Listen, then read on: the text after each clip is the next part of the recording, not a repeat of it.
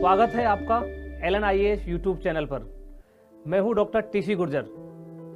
आइए शुरुआत करते हैं एक मोटिवेशनल कोट के साथ। सफ़र को जब भी किसी दास्तान में रखना, सफ़र को जब भी किसी दास्तान में रखना, कदम यकीन में मंजिल गुमान में रखना। दोस्तों, यकीनन आपकी मंजिल और रास्ते दोनों बड़े हैं।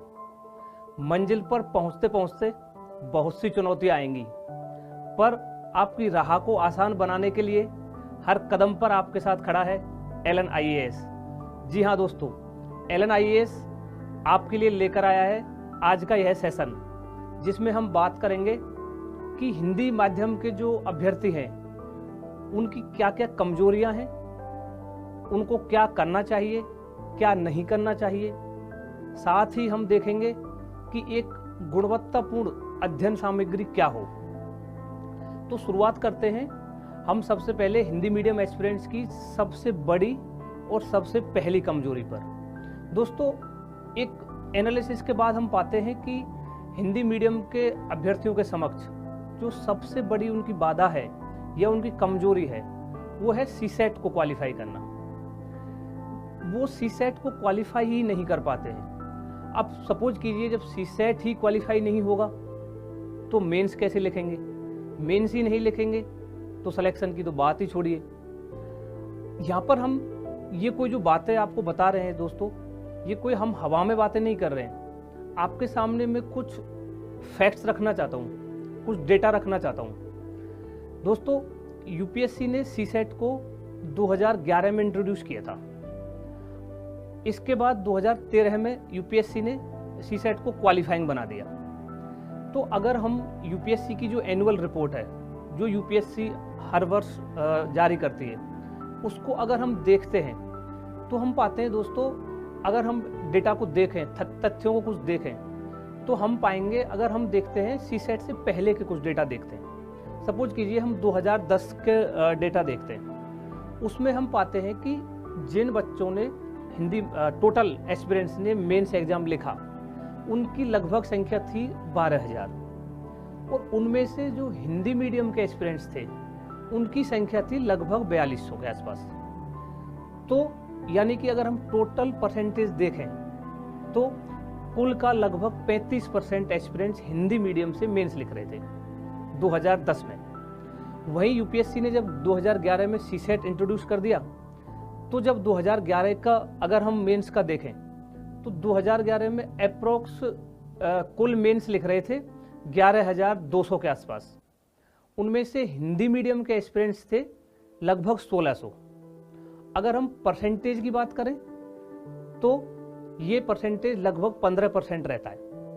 अब देखिए, 2010 में जहां हिंदी मीडियम के एस्पिरेंट्स 35% मेंस लिख रहे थे, वहीं अचानक ये 15% हो गए।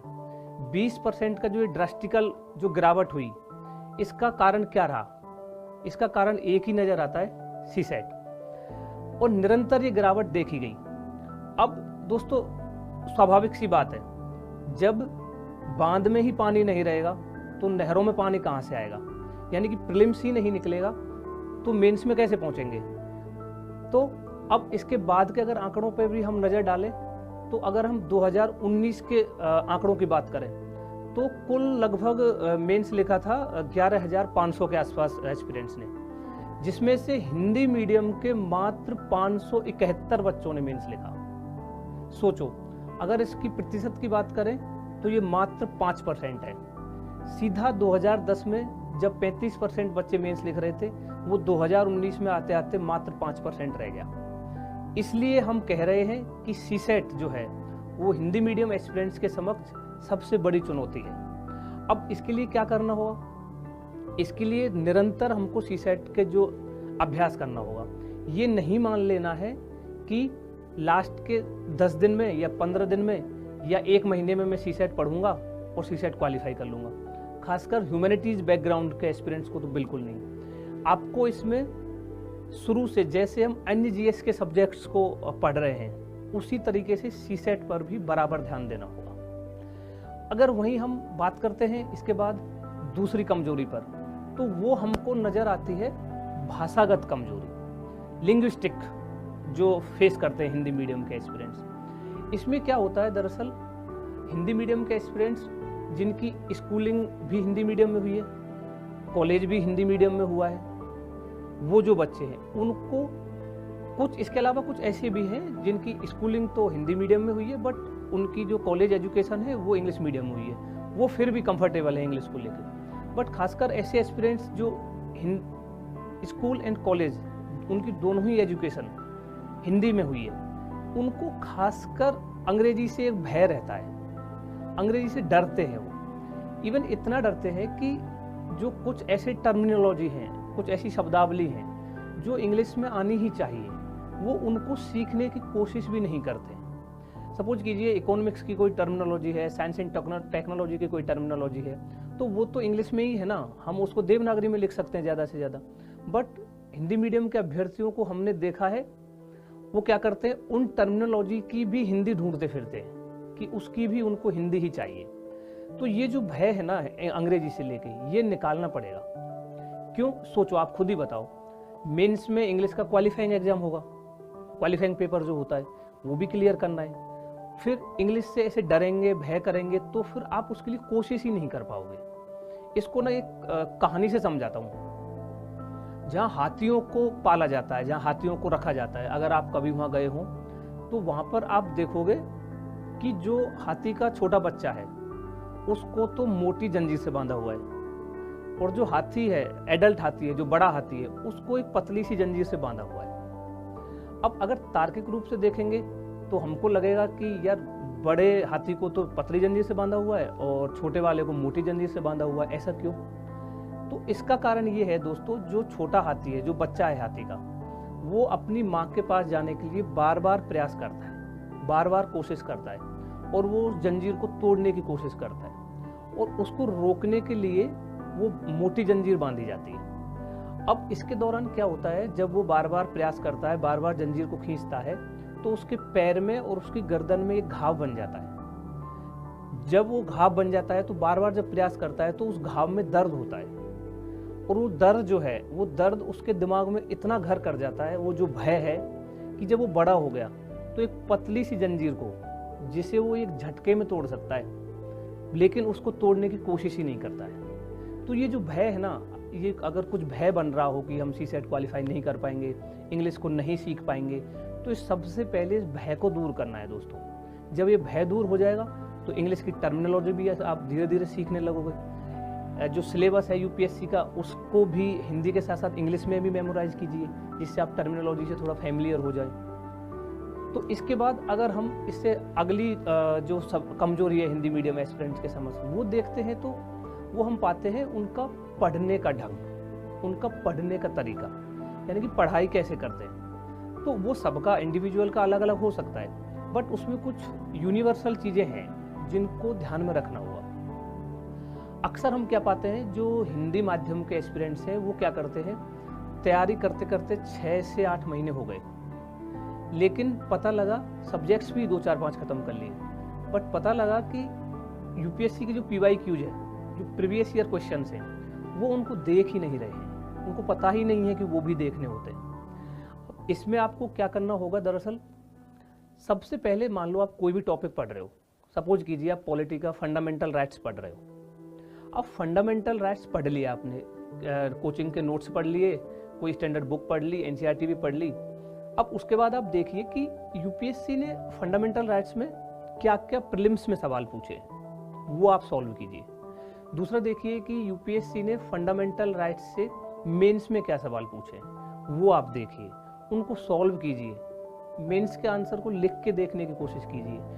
PYQs जो ऑब्जेक्टिव है उसको सॉल्व करने की कोशिश कीजिए। अगर आपको लगता है कि मैंने जो इतना पढ़ा है उसमें से मैं फंडामेंटल राइट्स के सवाल सॉल्व नहीं कर पा रहा हूँ, तो फिर उसमें कहीं ना कहीं कमी है। फिर आपको उस टॉपिक को और थॉरोली और डीप में पढ़ने की ज़रूरत है। वहीं आप पाओगे। अगर हम अगली समस्या की बात करें, हिंदी मीडियम की जो कमजोरी है उनके समक्ष, वो है कि वो अपने आप को अभिव्यक्त नहीं कर पाते हैं, उनमें अभिव्यक्ति का अभाव है। और वो सबसे पहले उनकी अभिव्यक्ति का जो अभाव है वो दिखता है उनकी मेंस आंसर राइटिंग में। मेंस आंसर राइटिंग में जहाँ जो क्वेश्चन की डिमांड है, जो पूछा है, वो ना लिखकर, टू द पॉइंट ना लिखकर वो उत्तर को गोलमोल कुछ लिखते हैं। ये सब नहीं करना है दोस्तों। इसके लिए आप LNIAS के YouTube चैनल पर हमारी क्लास है मुख्य परीक्षा हेतु उत्तर लेखन, जिसका लिंक दिया हुआ है, आप उसको जरूर देखें। अगली और हम जो नेक्स्ट कमजोरी पाते हैं हिंदी मीडियम की दोस्तों, वो हम पाते हैं कि जो गुणवत्तापूर्ण जो अध्ययन सामग्री है उसका उनके पास अभाव है। अभाव भी नहीं कह सकते, दरअसल उन्होंने उसकी बम्बार्डिंग की हुई है। क्या किया हुआ है, एक ही सब्जेक्ट के लिए 4-4, 5-5 कोचिंग्स के नोट्स इकट्ठे किए हुए हैं। एक ही सब्जेक्ट के लिए 2-2, 3-3 बुक्स इकट्ठी की हुई है, उन सबको लेके बैठे हुए हैं, यानी कि PDF कलेक्टर बन गए हैं। तो ये सब नहीं करना है। आपको सोर्स के लिए एक ही सोर्स जो ऑथेंटिक सोर्स हो उस पर ही भरोसा रखना है और उसी सोर्स को बार बार मल्टीपल टाइम रिवाइज करना है। अब हम ऑथेंटिक सोर्स की बात करें तो NCERT तो पढ़नी ही है, उसमें तो कोई कहीं कोई विवाद ही नहीं है, वो तो पढ़नी है। उसके साथ साथ आप LNIAS की जो मदर बुक्स हैं वो रेफ़र कर सकते हैं। मदर बुक्स के बारे में अगर हम कहें तो LNIAS ने सेपरेट हर सब्जेक्ट के लिए मदर बुक्स निकाली हुई है। फॉर एग्जांपल ज्योग्राफी के लिए सेपरेट मदर बुक है, पॉलिटी के लिए सेपरेट मदर बुक है, हिस्ट्री के लिए सेपरेट मदर बुक है। और इन सेपरेट जो मदर बुक्स हैं इनको बनाने में UPSC के PYQs, नया जो ट्रेंड चल रहा है वो, उसको सबको ध्यान में रख करके इनको बनाया गया है। इसके साथ साथ जो करंट अफेयर्स की अगर हम बात करें तो करंट अफेयर्स में कोई एक न्यूज़पेपर आप रेफ़र कर लीजिए, साथ ही LNIAS की जो हिंदी की मंथली जो मैगजीन है सारांश नाम से मार्केट में अवेलेबल है, आप वो भी रेफ़र कर सकते हैं। तो दोस्तों आज हमने ये डिस्कस किया कि हिंदी मीडियम एस्पिरेंट्स की क्या क्या कमजोरियां हैं और एक ऑथेंटिक जो अध्ययन सामग्री है वो क्या होनी चाहिए। तो आज के सेशन को हम यहीं समाप्त करते हैं और at the end being a doctor I would like to suggest कि पढ़ाई के साथ साथ आप अपने हेल्थ का भी उतना ही ध्यान रखें। Thank you, all the best.